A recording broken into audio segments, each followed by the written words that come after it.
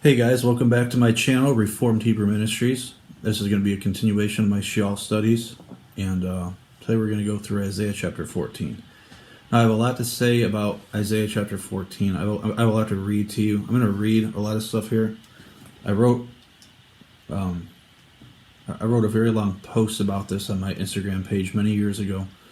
I reposted it on my Facebook page a couple years ago.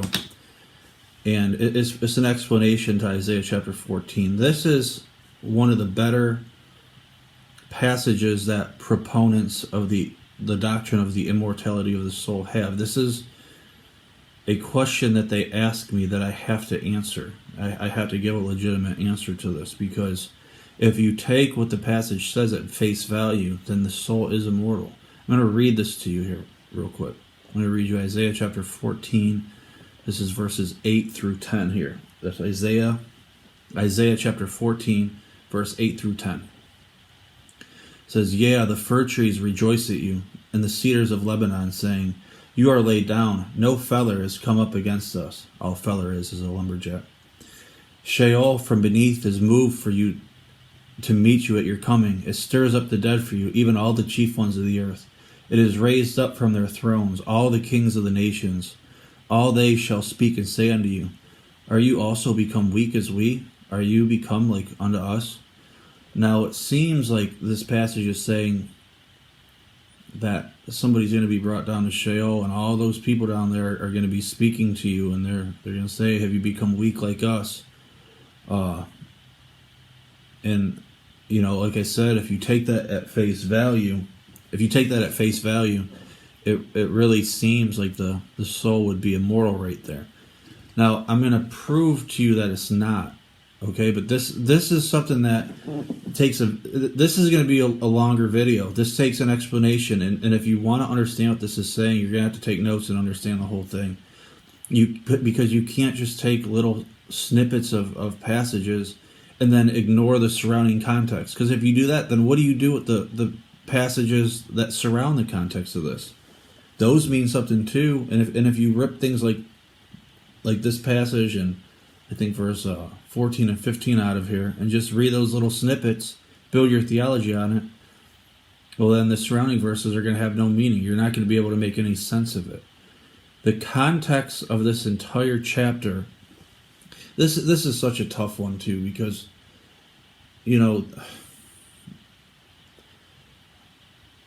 when it comes to the doctrine of Satan, you know, a lot of people are starting to realize that Satan isn't some red-headed guy with a pitchfork and horns and tail that runs around, you know, something kind of like you would see with the pagan god Pan or something like that. People are realizing that. And there's a lot of different views about Satan out there. Now, I'm not saying Satan's not real. I'm not saying that. But I am saying that what we believe the adversary is a lot different than not we, because I'm not talking about me here, but what the church believes about Satan is much different than what Scripture teaches about Satan. Okay, he's not the adversary. Is not as powerful as you guys think, and I don't even really want to tap into all of that today. The biggest adversary you'll ever meet is yourself, your own sin. God says in Daniel, you know, I rule in the kingdoms of men, and I give them to whoever I please. And he was talking about a wicked king, Babylon, over there. God put that wicked king, Nebuchadnezzar, in power in Babylon. That was God's decision. He creates the light. He creates darkness. He brings peace.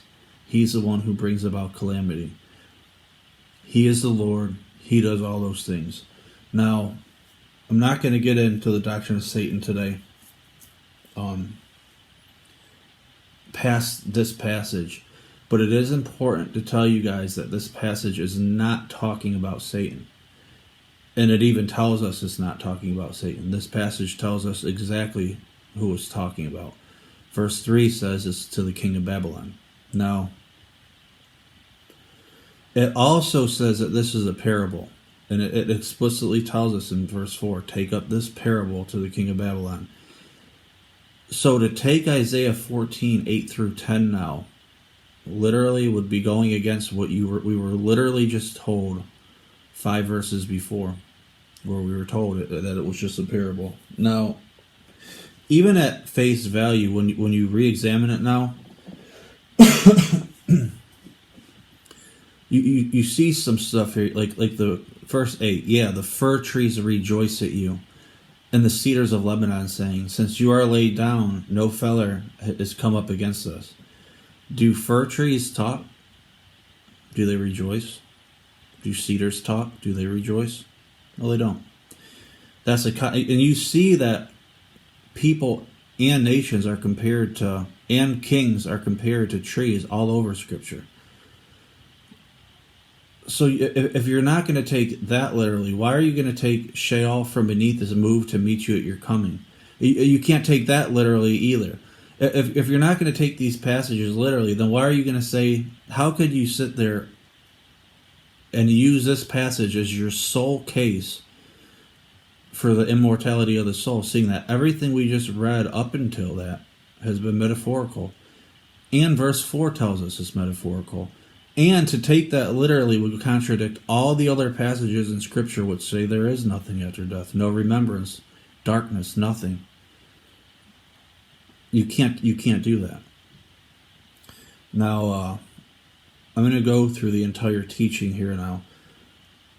But I wanted to give you that first, because if you understand this teaching and you needed a quick teaching, maybe for a quick rebuttal on it, now you know. There's nothing literal about that. Verse 4 tells us it's a parable. And like we see with the verses surrounding it, yeah, fir trees don't rejoice. And there's actually a meaning to that. Cedars, they don't rejoice. They don't talk. They don't do anything. So I'm going to go through the entire teaching, and I'm going to do a lot of reading here, just because I remember, I know I wrote a pretty good post about this. It's old. I was more of a baby Christian back then. If I had to rewrite it, I could probably write something much better. But it's good enough. It's good enough. And I think you guys are going to be satisfied with this, because there's a lot of knowledge in here, a lot of good knowledge. Now, I'll just start reading from what I wrote. I said, my views regarding Isaiah 14 are not very popular, but I know this post is accurate, and Isaiah 14, 4 through 23 is one of the most quoted out of context passages in all of Scripture. So much bad doctrine comes from this section in Isaiah, and I was such a baby here. Isaiah 14 is taught in many churches today as a prophecy regarding Satan's fall from heaven. And the truth is that this passage of Scripture has absolutely nothing to do with the devil at all, with Satan at all. And what I meant there is to say it has nothing to do with the devil or any type of devil figure or demonic figure whatsoever, unless you want to attribute that to Nebuchadnezzar, because he was demonic. Anyways, a simple study will prove this easily. Isaiah chapter 14 is simply speaking about the king of Babylon, and is actually an extension of Isaiah 13, which is also speaking about Babylon. Now, real quick, I'm going to stop here real quick. Black Hebrew Israelites will take Isaiah 13 out of context so badly. And in order to understand Isaiah 13, you have to understand Isaiah 14, because they blend right into each other. So when I do a series maybe on Black Hebrew Israelites and where some of their false doctrines are, just remember this understanding Isaiah 14 is every bit as important to debunking their false racist doctrine. Anyways, allow me to show you the passage in question, and then I'll give you a verse-by-verse breakdown and tell you what it really means. Because it is unwise and dishonest to take snippets of prophecies and ignore surrounding verses which explain a prophecy, as you inject non-biblical context into snippets of the text. Isaiah 14, here's verses 12 through 15. How art thou fallen from heaven, O Lucifer, son of the morning? How art thou cut down to the ground, which didst weaken the nations? For thou hast said in thine heart, I will ascend into heaven. I will exalt my throne above the stars of God. I will sit also upon the mount of the congregation in the sides of the north. I will ascend above the heights of the clouds. I will be like the Most High. Yet you shall be brought down to Sheol, to the sides of the pit. Now, after writing to Lucifer, Isaiah writes other prophecies to nations that existed in that day, including Ethiopia, Moab, Judah, Egypt, Tyre, and Syria. All of these places were in the Middle East, not in heaven. In Isaiah 14, Isaiah was actually writing to the king of Babylon, who went out and conquered a huge empire even 100 years after this was written, in 560 BC. In about 612 BC, Babylon overthrew the Assyrians. And in about 604, Nebuchadnezzar became king and started building a powerful empire. It reached the height of its power around 570 BC. In 562 BC, King Nebuchadnezzar dies, and in 539 BC, Babylon would fall to King Cyrus in the Persian Empire. Isaiah would die around 690 BC, and the prophet Daniel would be giving prophecy during this time of that great empire. The Hebrew word for Lucifer here is Hallel, and it is no way describing a cherub in any way, shape, or form. Isaiah 14:16 calls Lucifer a man, and verse 4 says that Isaiah is talking about the king of Babylon, not Satan. The word Lucifer here means day star, and it is describing Venus. In the morning, Venus would be seen on the horizon just before dawn. When the sun comes up, Venus would fade out of sight throughout the day. Then it would sink down to the far horizon at night. The path of Venus was an unseen path, but it was known to the ancient astronomers. It describes the career of King Nebuchadnezzar as king of Babylon. He began as a successful general and quickly gained power and influence. He wanted to ascend above the stars and be like the Most High. He wanted to be the Most High himself. The point of Isaiah's parable was to show us that there was one greater than him, the God of Israel. Daniel tells us that King Nebuchadnezzar reached to the heavens. Now here's Daniel chapter 4, verse 10 through 11 here. Thus were the visions of my head and my bed. I saw, and behold, a tree in the midst of the earth, and the height thereof was great. The tree grew and was strong, and the height thereof reached unto the heavens, and the sight thereof to the end of all the earth. Daniel would interpret this dream for Nebuchadnezzar and tell him that his power would reach the height of the heavens. Here's Daniel 4:20 through 22. The tree that thou sawest, which grew and was strong, whose height reached unto the heavens, and the sight thereof to all the earth, whose leaves were fair, and the fruit thereof much, and in it was meat for all, under which the beasts of the field dwelt, and upon the branches of the fowls of the heavens had their habitation. It is you, O king, that art grown and become strong. For thy greatness is grown and reached unto the heavens, and thy dominion to the end of the earth. King Nebuchadnezzar would rise above the heavens, politically speaking, of his time. Daniel would tell us that the tree would be cut down, and eventually King Nebuchadnezzar would live like a beast eating grass of the field. It was the Father's way of humbling King Nebuchadnezzar, and eventually he would confess that the God of Israel humbled him for his pride. Nebuchadnezzar was literally cut down to the ground. Yeah, the fir trees rejoice at you, the cedars of Lebanon, saying, since you are laid down, since you are cut down, no lumberjack has come up against us.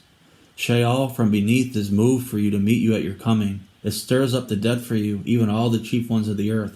It has raised up from their thrones all the kings of the nations. All they shall speak and say unto you, are you also become weak like we? Are you become like unto us? Can angels come down to Sheol and become weak like humans? That's debatable there. I don't believe so, but that in itself is debatable. All right, that's a whole other topic. I said no, but kings that King Nebuchadnezzar treated badly could, and he was made weak and humbled, just like them. And even if you do believe that, yeah, I know people take that passage in Jude and they connect it to the book of Enoch. I don't believe in the book of Enoch. So, like I said, I'm just going to have to make a whole nother series of posts on the book of Enoch, I guess, debunking it. But anyways, regardless of what your views are on the book of Enoch and fallen angels, all that stuff, Isaiah calls this a man. He calls him a man. So we'll just move on from there. I'll get to that at a later time. At a later time, as what angels are, and it's different depending on the context. But I'll go through that later. All right. Anyways, I'm gonna move forward here. It says Isaiah 14:11, your pomp is brought down to Sheol, and the noise of your vials. The worm is spread under you, and the worms cover you. Do angels have bodies that are eaten by maggots and worms? The answer is no. But when a man is laid in his grave, the worms and maggots cover him. Even proponents of the doctrine of the immortality of the soul and eternal conscious torment, they're not going to tell you that they're going to be thrown into the ground to rot away. They believe that they're going to be tortured forever too. So that, Isaiah 14:11 is very problematic for that theology.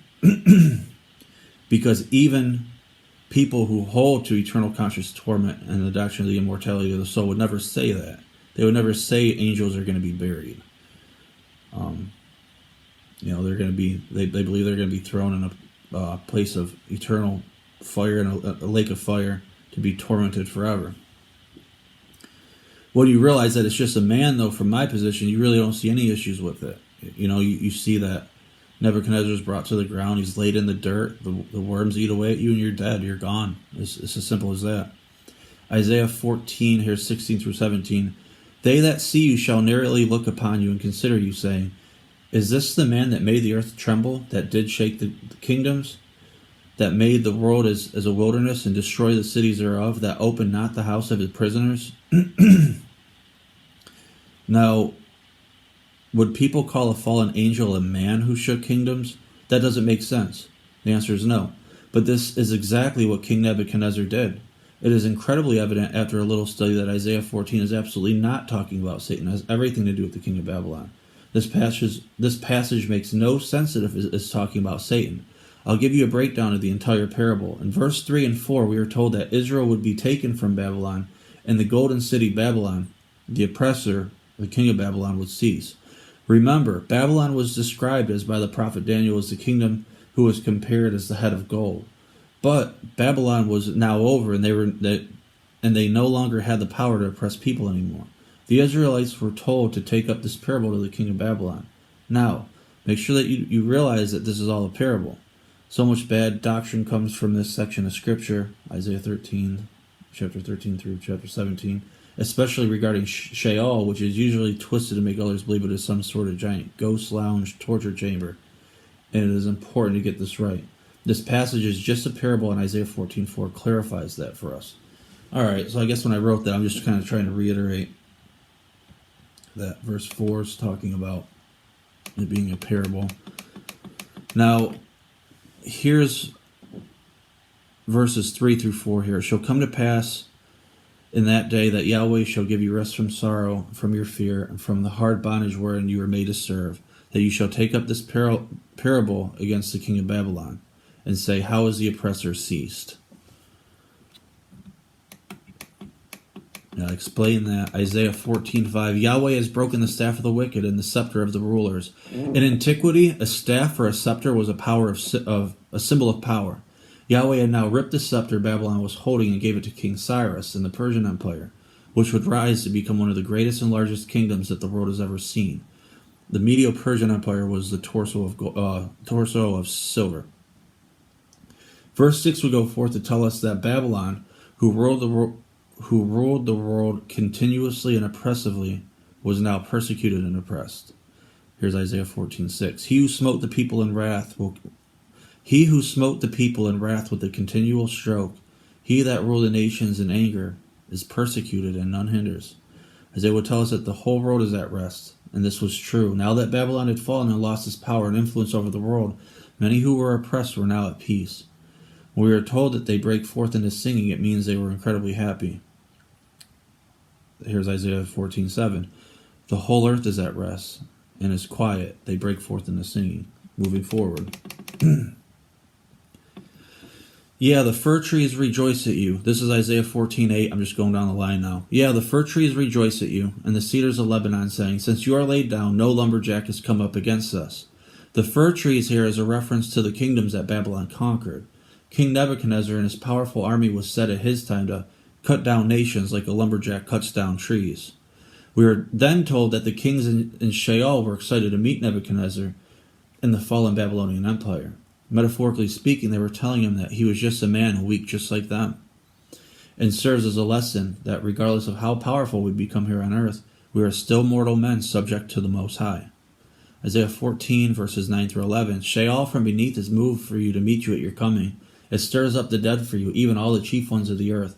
It is raised up from their thrones all the kings of the nations, and they shall speak and say unto you, Are you also become weak as we?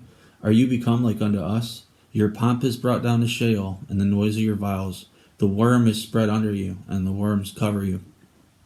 Now comes one of the most quoted out of context and misunderstood passages in all of Scripture. And I'm going to explain this. I spent a lot of time on this back in the day. How art thou fallen from heaven, O Lucifer, son of the morning? How art thou cut down to the ground, which didst weaken the nations? For thou hast said in thine heart, I will ascend into heaven.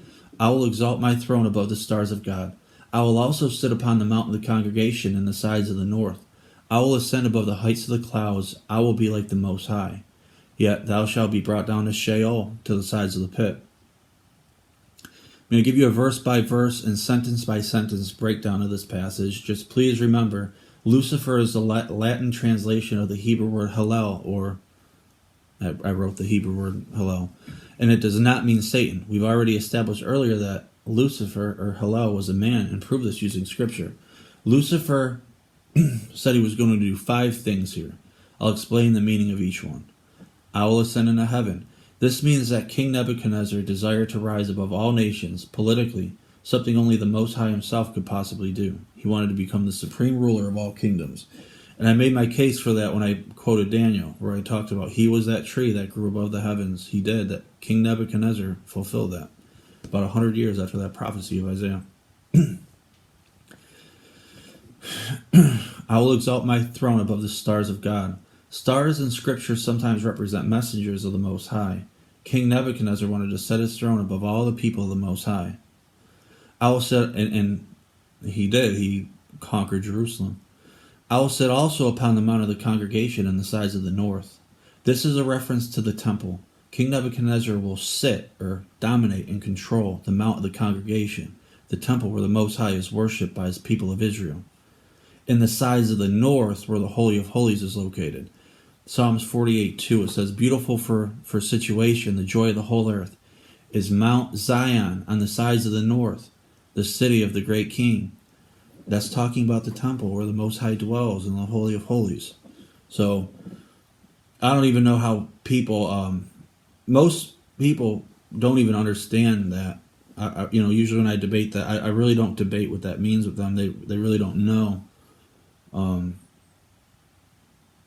Even just reading this now, I'm a little bit more study on eschatology lately than I was when I wrote this a couple years ago. I could definitely see there's some very big problems with not understanding that, especially when you look at futurism and counter-Reformation eschatological doctrines like futurism, where they want to make the Antichrist to be a man who will sit in a future temple instead of a system, which I believe it is. I could see some problems with that. But anyways, that's beside the point. Sorry for getting off track. I'm going to keep going here. I will ascend above the heights of the clouds. Clouds in Scripture sometimes represent people. Here Nebuchadnezzar desires to ascend above the heights of all people, whereas he wanted to elevate his kingdom above all other kingdoms earlier in the passage. This is specifically talks about him being superior to all people. Then I will be like the Most High. That's very self-explanatory. He wanted to be like the Creator himself. He wanted to be all-powerful.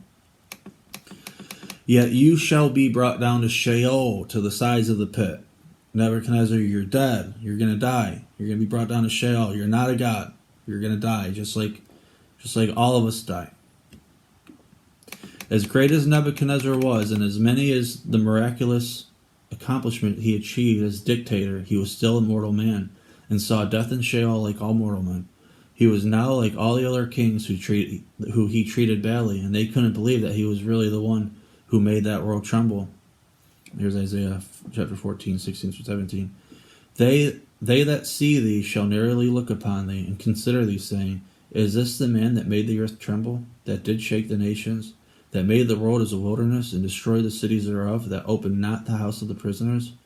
They could not believe that the one who made the world a wilderness, or laid waste the cities and towns, and would take many people captive and prisoner, now was as weak as anyone else who he conquered.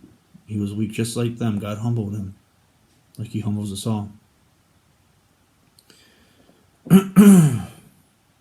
Isaiah chapter 14:18. All the kings of the nations, even all of them, lie in glory, everyone in his own house. Kings are usually buried in glorious burial sites, decorated tombs or mausoleums, sometimes full of gold and artwork and money. But you are cast out of thy grave like an abominable branch, and as a raiment of those that are slain, thrust through with a sword, that go down to the stones of the pit, as a carcass trodden underfoot. You shall not be joined with them in burial, because you have destroyed thy land and slain thy people. The seed of evildoers shall never be renowned. Isaiah goes on forth to tell us that metaphorically the king would be cast out of his grave and would not be honored. As much as King Nebuchadnezzar thought he was like the Most High, he wasn't. He was just a mortal man, and as time goes on, he will be completely forgotten. When I wrote that, I don't know, I must not have been thinking. I don't think Nebuchadnezzar will ever be forgotten completely because he's in the Bible, and I don't believe the Bible will ever be forgotten. But I don't think that's what I meant when I wrote that. I guess what I meant to say is his what he's done doesn't matter anymore. I guess that should have been a better way I should have worded that. In the coming kingdom, the negative memories of the past won't come into mind anymore. His descendants would also face death and would be cut off from Babylon. Eventually, Babylon would be completely over. And while this passage of Scripture is a parable and clearly fulfilled with metaphorical language, I do find it interesting that the Jews have a story that they tell where Nebuchadnezzar was driven from men. The people made his son of I forgot how to pronounce that, of a Merodach king. But when King Nebuchadnezzar came to sanity and returned to his palace in Babylon and found his son upon the throne, he put him in prison where he stayed until Nebuchadnezzar died. When the people took him out to make him king, he refused to be king, saying he did not want to believe his father was dead, and that if he should come again as before and find him, he would kill him, upon which they took him out of his grave to show him that he was dead. Prepare slaughter for his children for iniquity of their fathers, that they do not rise nor possess the land, nor fill the place of the world with cities. For I will rise up against them, saith the Lord of hosts, and cut off from Babylon the name, the remnant, the son, the nephew, saith Yahweh, Jehovah. I don't want to get into sacred name debates here. I'll just say the Lord, I guess. And if you want to call me a heretic for that, so be it. I will also make it a possession for the bittern and pools of water, and I will sweep it with the besom of destruction, the broom of destruction, saith Jehovah of hosts, the Lord of hosts. I hope this helped all you in your studies. I know. All right, so that's the end of that post there. Anyways, guys, that's the best breakdown I could give you of that parable. I forget who taught me this. There's some other good stuff out there. A lot of this is just searching for just good research out there. Back in the day, like I said, stuff was a lot more scattered back then, but it's a little bit easier to find this stuff now, so shouldn't be too hard if you want to do your own research, fact check it. But that's the answer to those who want to use this passage to push the doctrine of the immortality of the soul. Verse 8 through 10 has absolutely nothing to do about a literal fir trees rejoicing and cedars talking and Sheol is moved from beneath and excited to meet you. Like, no, that has nothing that's not what it's talking about. That's a parable, and that parable has a deep meaning here. You don't want to build your entire literal theology off one parable, so just keep that in mind. If you're on the fence about it, come back to this video. In time, I think this one will make more sense. You're going to have to study this one out by yourself, too. One YouTube video shouldn't persuade you to change your mind. You're going to have to do the work. You're going to have to put the work in and figure this out on your own, too. So I hope this teaching blessed you guys. I know it's a tough one, but take your time with it. Pray about it. The Most High leads us in all truth. He isn't in the business of lying or misleading us. And, if I'm in error, expose me. Feel free to expose me. Share this video and expose me. Because if I'm in error, then I need to be exposed. My teachings need to be exposed. Anyways, God bless, guys. I hope this teaching blesses you guys. And God bless. Shalom.